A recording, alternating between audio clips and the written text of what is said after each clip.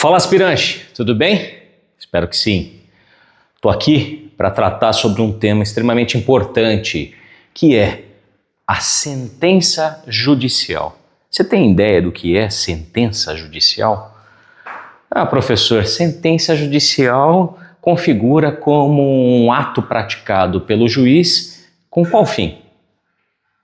Bom, esse vídeo vai tratar especificamente disso. Primeiro, entender que a sentença é um ato judicial vinculado ao procedimento, método, forma de realização de um processo, onde o juiz, diante da sua decisão, por meio da sua decisão definitiva, elaborará, lavrará um instrumento físico que irá ali constituir em um ato a sua decisão e, efetivamente, diante desta decisão, os efeitos essenciais, os quais se buscam com, por óbvio, o processo.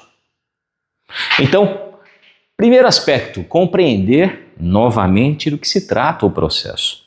Diante da necessidade de requerer ao Estado, por meio da sua tutela jurisdicional, o bem da vida, ou seja, aquele bem que está sendo resistido por uma parte contrária, diante desse contexto, nós temos aí a possibilidade de ingressarmos com um método, forma, que é o próprio processo, a fim de se alcançar o direito material. Bom, diante desse procedimento, que é efetivamente o método utilizado para o cumprimento do processo, onde estarão ali constituídos diversos atos, o ato final do procedimento comum é a sentença. Esta sentença terá ali uma força tamanha no sentido de gerar efeitos às partes que compõem o devido processo legal. Esses efeitos estarão ali estabelecidos pelo artigo 487 do Código de Processo Civil. Mas antes do artigo 487, precisamos nos atentar no artigo 485. Isso mesmo, porque imagine que as partes são ali compostas por dois vacilões e seus advogados também. E a partir do momento que ingressam com a medida judicial, no sentido de compor o processo, simplesmente dormem. O Estado, neste caso, não pode adormecer. E diante do princípio do impulso oficial, haverá a necessidade do seguimento do processo.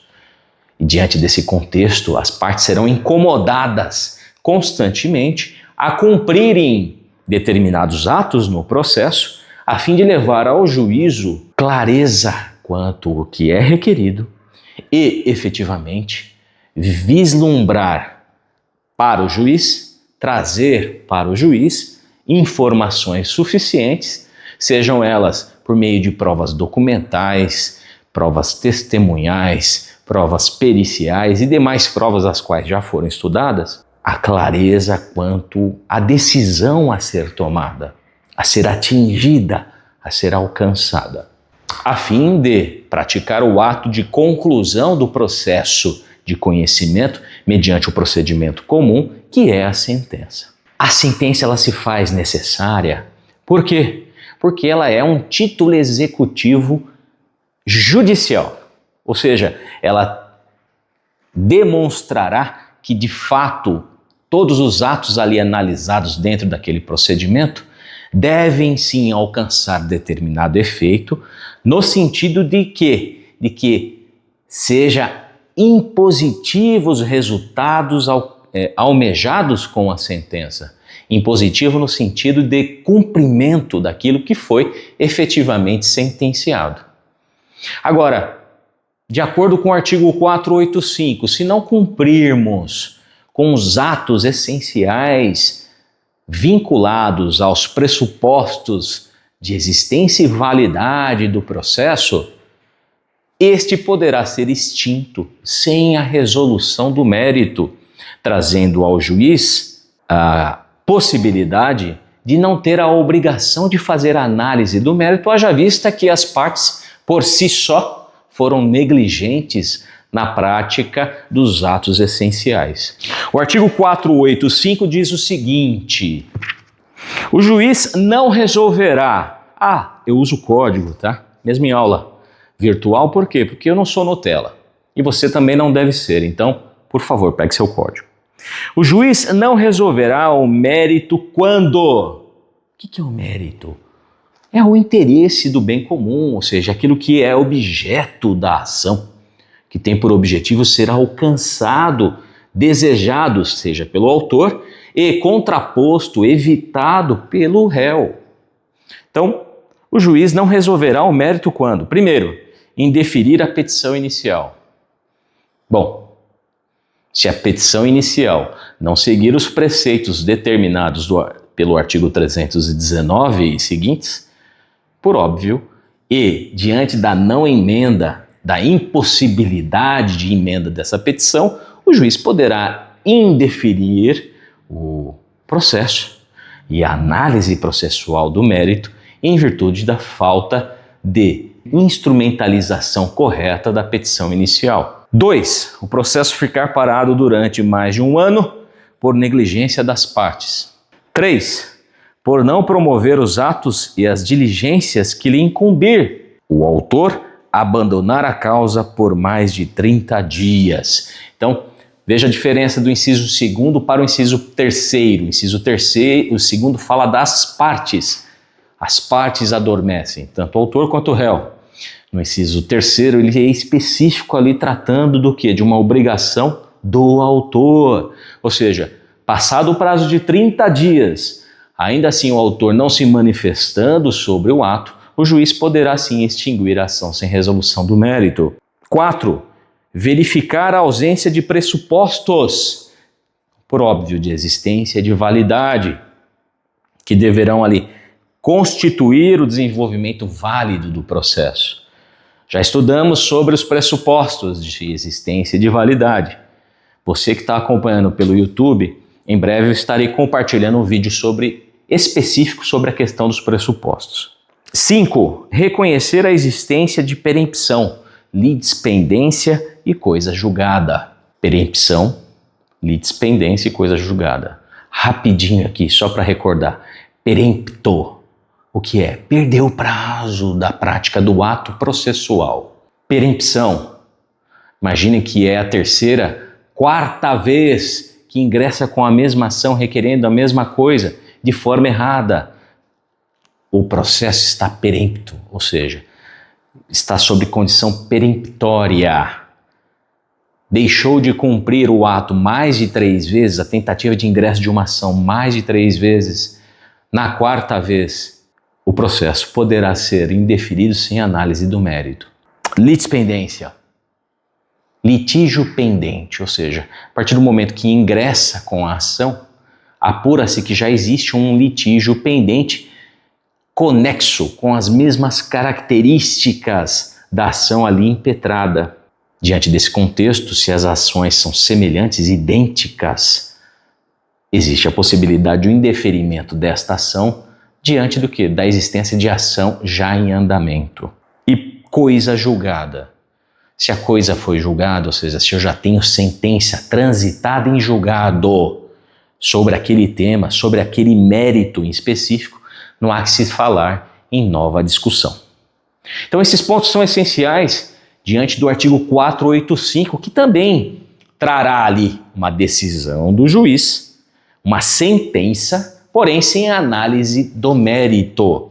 Temos outros incisos importantes vinculados ao artigo 485, mas não são tema desta aula em específico. Haja vista que nós vamos tratar dos efeitos da sentença quando do julgamento do mérito. Então, vamos nos reportar ao artigo 487, que é aquele que traz ali o procedimento que o juiz deverá tomar quanto da decisão. E um dos principais elementos essenciais para a composição desta decisão, desta sentença, é a fundamentação legal realizada pelo juiz. Isso mesmo, o juiz ele deverá, de acordo com o que está estabelecido no artigo 487, trazer ali a sua fundamentação legal, realizando a comprovação da amarração do nexo de causalidade e da causa. E este nexo de causalidade trará a amarração entre fato, direito e pedido. O nexo de causalidade está vinculando ali os fatos e o pedido, e o juiz, diante daquele contexto, trará a fundamentação legal que o levou a decidir de uma forma ou de outra.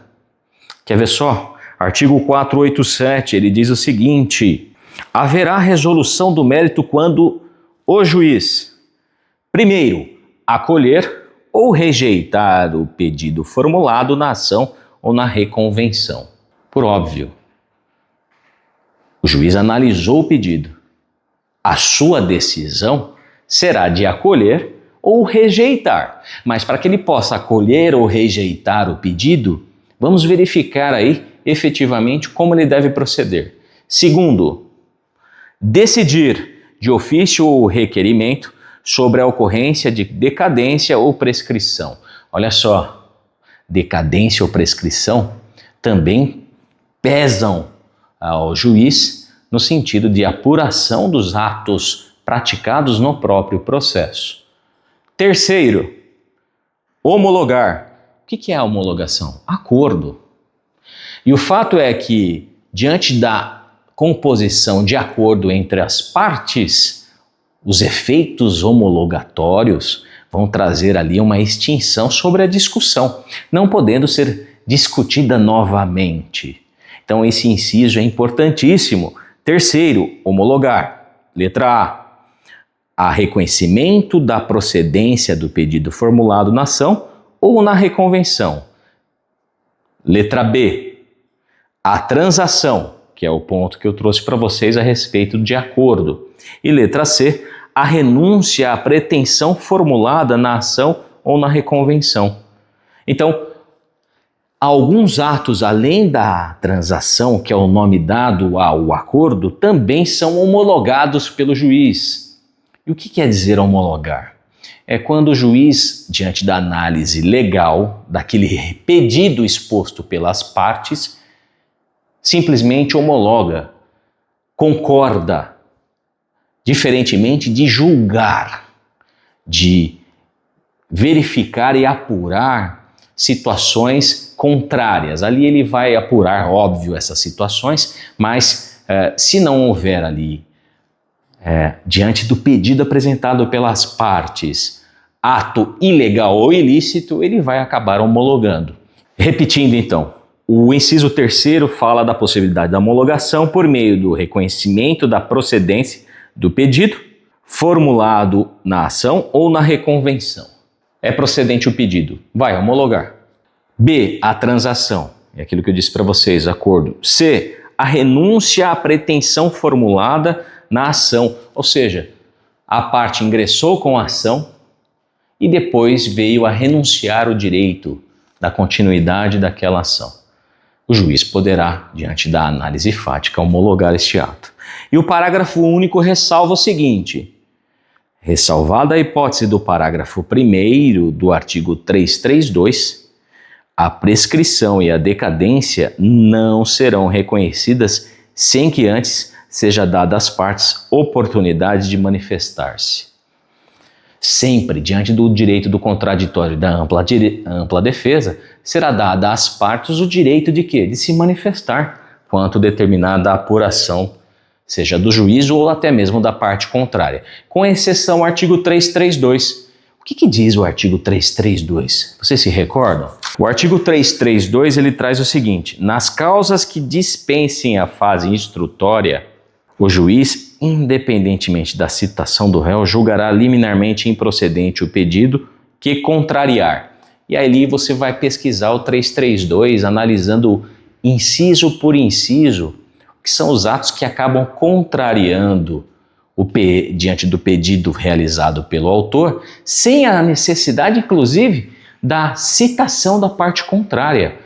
Ali mesmo o juiz barra. Quer verificar só? Só um exemplo. O inciso 1º diz o seguinte: enunciado de súmula do Supremo Tribunal Federal ou do Superior Tribunal de Justiça. Imagine que aquilo que a parte está requerendo contraria enunciado de súmula.